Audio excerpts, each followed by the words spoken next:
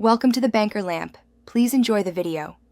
In this video, I will explain how to make chili nuts.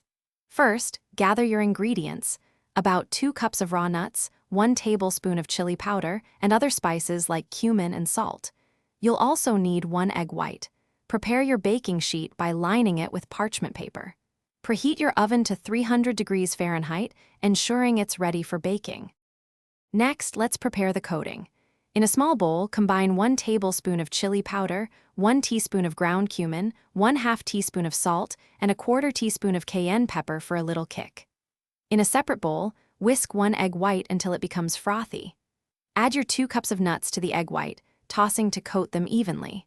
Then, sprinkle the spice mixture over the nuts and toss again until they are well coated. Now it's time to bake your chili nuts. Spread the coated nuts in a single layer on your prepared baking sheet.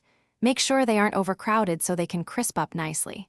Bake them in the preheated oven for 15 to 20 minutes. Remember to stir them halfway through the baking time to ensure even toasting.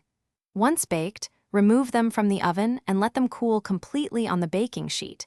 They will become crispier as they cool. Once cooled, your delicious chili nuts are ready to enjoy.